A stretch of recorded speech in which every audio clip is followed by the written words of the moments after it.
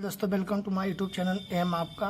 मैं इस वीडियो में आपको कक्षा 10 क्लास 10 का जो समाज विज्ञान है इतिहास से हम लोग पहला चैप्टर पढ़ेंगे, यूरोप में राष्ट्रवाद का उदय। ठीक, इससे हम लोग पढ़ेंगे। मैंने पहला नंबर देखेंगे हम लोग जो 2 नंबर के प्रश्न उठते हैं, जैसे कि उसमें 2 नंबर का प्रश्न आता है। ठीक, तो 2 नंबर के पहले लेसन से जितने भी 2 नंबर के प्रश्न उठेंगे उसको हम लोग इस वीडियो में सॉल्व करेंगे। फिर आगे हम लोग 3 नंबर के, फिर 7 नंबर के जो होता है, 6 नंबर के साथ होता है, ठीक, उसको हम लोग सॉल्व करेंगे। ठीक, तो इसी प्रकार से हमारा वीडियो बनेगा और पार्ट वाइज बनेगा और आप लोगों को और इसके पार्ट देखने होंगे तो समाज विज्ञान क्लास 10 प्लेलिस्ट में जाकर सर्च करके देख लीजिएगा। ठीक, तो हम लोग बिना समय गवाए चलते हैं, वीडियो को शुरू करते हैं। जैसे कि इसमें पहले नंबर आता है यूरोप में राष्ट्रवाद का उदय, तो इसमें पहले नंबर आता है निरंकुशवाद क्या होता है। ठीक, निरंकुशवाद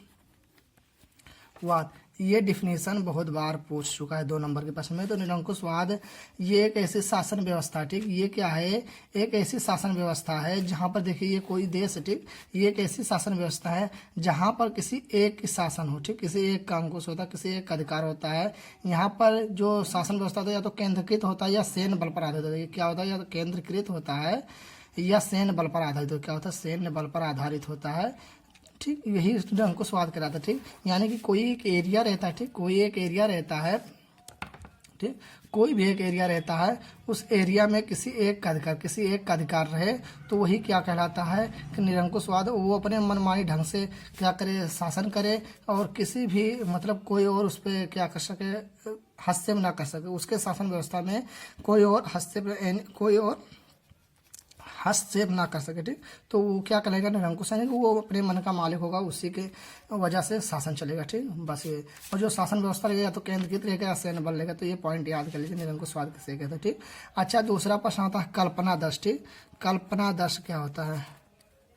ठीक, कल्पनादर्श जो होता है इसको हम लोग यूटोपिया के नाम से भी जानते हैं। ठीक, यूटोपिया के नाम से भी जानते हैं। ठीक, यूटोपिया के नाम से भी जानते हैं। ठीक, और यूटोपिया के लेखक कौन है जानते हैं आप लोग, टॉमस मोर। ठीक, टॉमस मोर जो है, ठीक, इसके क्या है, लेखक है। टॉमस मोर इसके क्या है, लेखक है, यूटोपिया। ठीक, तो कल्पनादर्श माने होता है कल्पना प्लस आदर्श, इसको 2 शब्दों से बना है।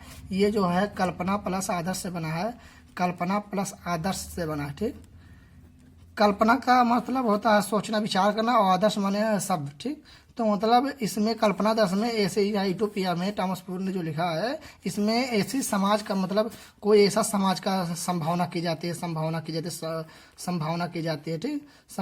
जाती है जिसका होना लगभग असंभव होता है। ठीक, जिसका होना लगभग क्या होता है, असंभव होता है, उसे कल्पना आदर्श कहते हैं। यूटोपिया इसे टॉमस मोर ने लिखा। तो कल्पना दर्श का डिफिनेशन साफ साफ लिख दीजिएगा कि ऐसे समाज की कल्पना करना जिसका हो, ऐसे आदर्श समाज की, ठीक, ऐसे आदर्श समाज की कल्पना करना जिसका होना लगभग असंभव है, वो क्या कहलाएगा आपका, वो आपका कल्पना दर्श कहलाएगा। ठीक, नंबर तीसरा प्रश्न होता है जनमत संग्रह। ये भी बहुत बार पूछ चुका गया है। ठीक, जनमत संग्रह।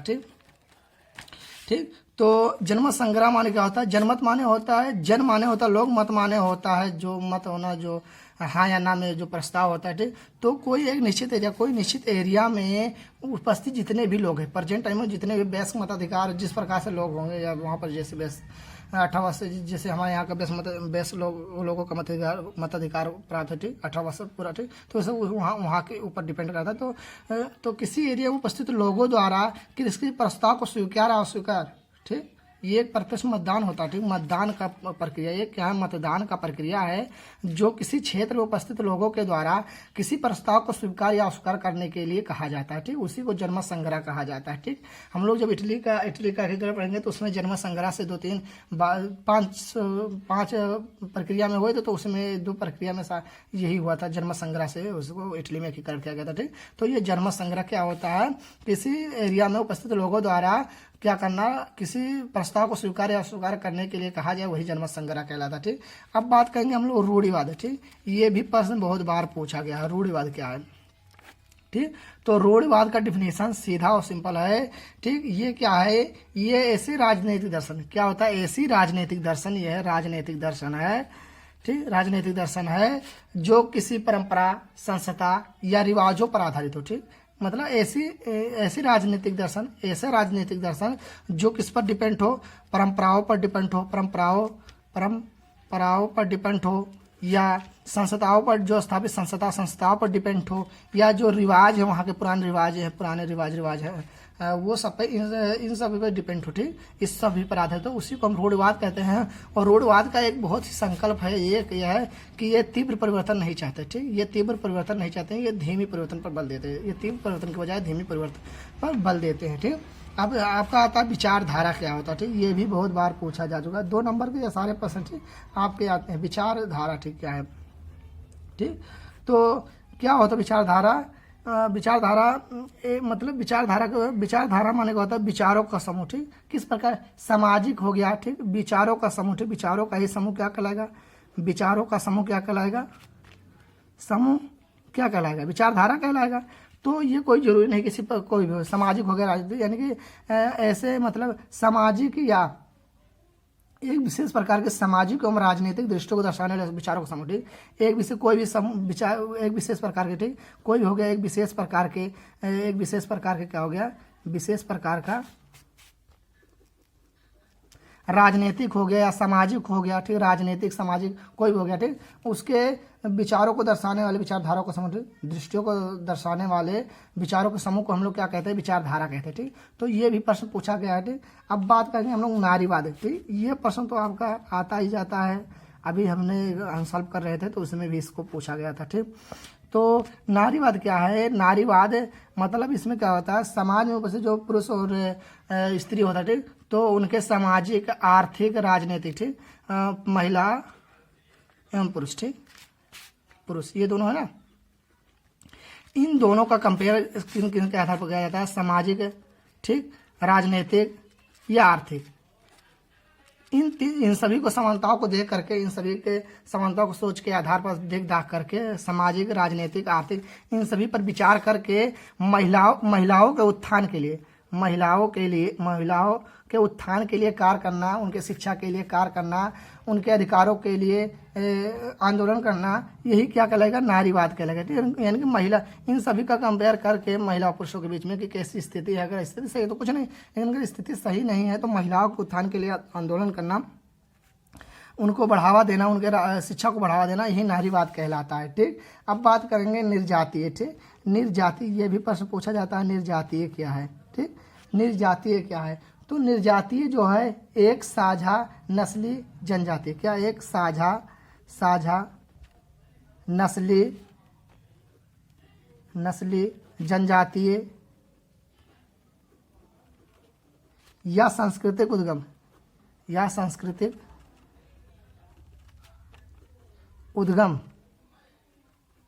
अथवा पृष्ठभूमि,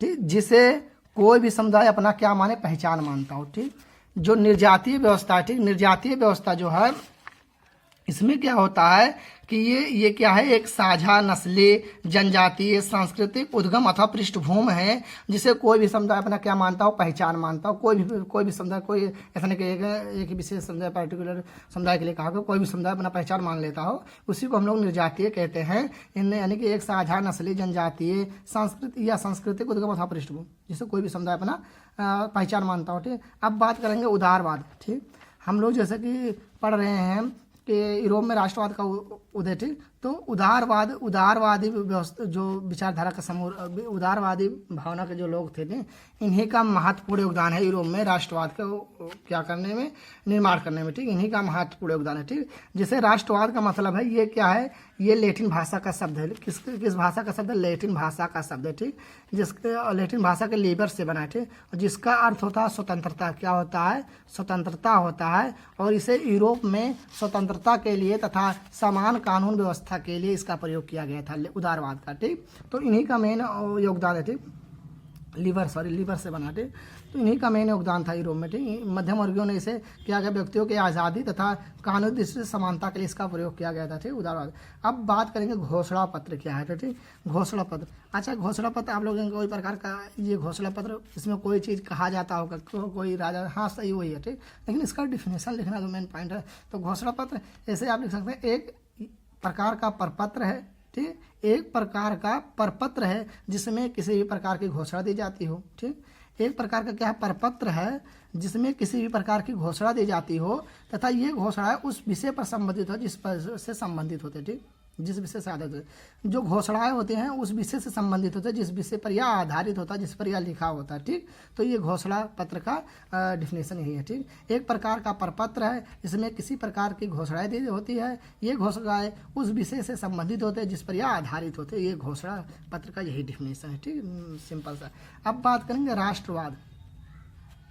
ठीक, राष्ट्रवाद क्या कहता है, ये भाई राष्ट्रवाद एक भावना है, प्रेम है, समझिए, जो क्या करता है, लोगों को सामाजिक, राष्ट्रवाद क्या है, एक भावना है। ठीक, राष्ट्रवाद भावना ऐसी भावना है जो लोगों को राजनीतिक, आर्थिक या सामाजिक, ठीक, सामाजिक इन सभी से क्या करता है, एकीकरण करने में वो करता है, सहारा देता है। ठीक, राष्ट्रवाद क्या करता है, लोगों को राजनीतिक, आर्थिक, सामाजिक दृष्टि से एकीकरण करने में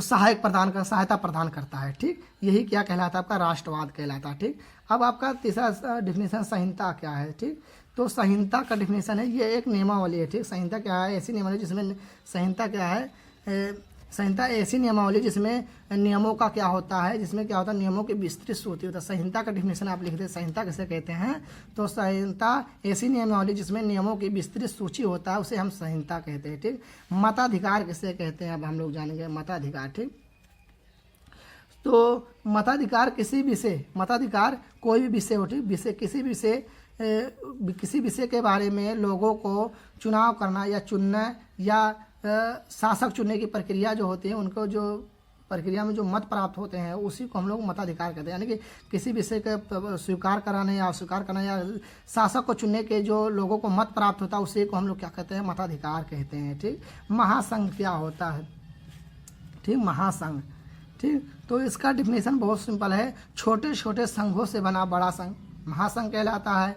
ठीक, क्या होता है, छोटा मिल करके क्या बना देता है, छोटा मिल करके क्या बना देता है, बड़ा बना देता है। ठीक, यह किस प्रकार का हो सकता है, या राज्यों अथवा सामाजिक या आर्थिक या सांस्कृतिक आदि किसी भी प्रकार के हो सकता है ये। ठीक, किसी प्रकार की इकाइयों का हो सकता है। ठीक, छोटे यह इकाई जो होता है राजनीतिक हो सकता है, आर्थिक हो सकता है, सामाजिक हो सकता है, सांस्कृतिक हो सकता है, ये किसी प्रकार की इकाई हो सकता है। ठीक, तो महासंघ छोटे छोटे संघों से बना बड़ा संघ महासंघ कहलाता है। यह राज्यों अथवा सामाजिक अथवा आर्थिक अथवा सांस्कृतिक आदि किसी प्रकार की इकाइयों का हो सकता है। ठीक, अब बात करेंगे राष्ट्रराज। ठीक, राष्ट्रराज। ठीक, तो एक ऐसा आधुनिक राज, ठीक, जिसमें क्या हो, एक ऐसा आधुनिक जिसमें क्या हो, केंद्र शक्ति की प्रभुसत्ता, जिसमें एक केंद्र शक्ति की प्रभुसत्ता हो तथा शासक व जनता के बीच क्या हो, एक साझा पहचान हो, एक साझा क्या हो, पहचान हो, वही क्या कहलाएगा, राष्ट्रराज कहलाएगा। ठीक, राष्ट्रराज किसे कहते हैं हम लोग, राष्ट्रराज किसे कहते हैं कि एक ऐसी शासन व्यवस्था या एक ऐसे आधुनिक राज जिसमें एक क्या हो, केंद्र की सरकार हो, मतलब एक केंद्रीय शक्ति की प्रभुसत्ता, ऐसा आधुनिक राज जिसमें केंद्रीय प्रभुसत्ता हो या केंद्रीय शक्ति का प्रभुसत्ता हो तथा जो शासक होता है, ठीक, शासक होता है। ठीक, शासक का क्या होता हो और जो वहाँ के लोगों में क्या हो, एक साझा पहचान हो, वही क्या कहलाता है आपका, वही आपका राष्ट्रराज कहलाएगा। ठीक, हम लोगों ने ये नहीं पढ़ा, हम लोगों ने प्रभुसत्ता क्या होता है। ठीक, प्रभुसत्ता, ठीक, प्रभुसत्ता भी आपका आता है। तो प्रभुसत्ता राष्ट्रीय विषयों पर जो राष्ट्र विषय होता है, ये प्रभुसत्ता को किसी प्रकार का किसी पर अधिकार करना ही प्रभुसत्ता होता है। लेकिन हम लोग यूरोप में राष्ट्रवाद पढ़े हैं, तो यानी कि ये राजनीतिक मामलों में होगा, तो वो राजनीतिक मामलों से हम लोग पढ़ेंगे प्रभुसत्ता किसे कहते हैं। तो राष्ट्रीय विषयों पर निर्णय लेने की जिसको स्वतंत्रता होती है उसी को हम लोग प्रभुसत्ता कहते हैं। यूरोप में पहले क्या था, जब राष्ट्रवाद का उत्पन्न होता तो ये किसके हाथों में था, ये आपका राजतंत्रों के हाथों में था। लेकिन जब राष्ट्रराज का उदय हो गया तो ये लोगों के हाथों में आ गया। ठीक, अब बात करेंगे हम लोग जर्मेनिया और मारियान, ये प्रश्न पूछता है। ठीक, जर्मेनिया और मारियान। ठीक, तो जर्मेनिया क्या है, या जर्मन का राष्ट्र रूपक है। ठीक, जर्मन का क्या है, राष्ट्र रूपक है, और इसका जो प्रतीक है ये वीरता का प्रतीक है। ठीक, राष्ट्र रूपक है। ठीक, वीरता के वीरता के लिए पहचान, वीरता के प्रतीक के रूप में यह पहचाना जाता है। जर्मेनिया क्या है, किसके इसका आकृति, तो बलूत के वृक्ष के पत्ते का मुकुट, बलूत के वृक्ष के पत्ते का मुकुट पहने हुए दर्शाया जाता है, मुकुट पहने हुए दर्शाया गया है। ठीक, इसका बलूत के वृक्ष के पत्तों का मुकुट पहने हुए दर्शाया गया है जर्मेनिया। ठीक, मारियान इसी भी प्रकार का, मारियान फ्रांस से, जर्मेनिया जर्मनी से संबंधित है, मारियान फ्रांस से संबंधित है। ठीक, ये कहा मारियान जो है यह फ्रांस से संबंधित है। ठीक, फ्रांस से संबंधित है। ये फ्रांस का ये भी क्या राष्ट्ररूपक है, यानी कि राष्ट्रीय भावनाओं को दर्शाने के लिए होता है, फ्रांस के राष्ट्रीय भावनाओं को दर्शाने के लिए होता है। ये जो है एक महिला की छवि है। ठीक, एक नारी की छवि है। ठीक, नारी की छवि है और ये फ्रांस ये जो छवि है, ठीक, मारियान जो है ये ईसाइयों का एक प्रसिद्ध नाम है था। ठीक, इसे डाक टिकटों हो गया, ये टिकट वकट जो हो गया, ठीक, टिकट को पर या सिक्कों पर इसका चित्र दर्शाया गया। ये नारी की छवि का जो चित्र है ये सिक्कों को पर भी दर्शाया गया। ठीक, तो इसी को जब मारियान का डिफिनेशन आप लिख सकते हैं, फ्रांस में राष्ट्रीय भावनाओं को रूपक के रूप में दर्शाई गई एक नारी की छवि है। या ईसाइयों का लोकप्रिय नाम था। इसे सिक्कों तथा डाक टिकटों पर भी दर्शाया गया है। ठीक, ये था। अगर वीडियो अच्छा लगे तो इसको शेयर करना, ताकि सभी लोग 10वीं के छात्र सभी लोग अच्छे से देख सके तथा इसके बारे में 2 नंबर के प्रश्नों को पूरे हल कर सके। ठीक, और चैनल को सब्सक्राइब करना मत भूलिएगा। Thank you.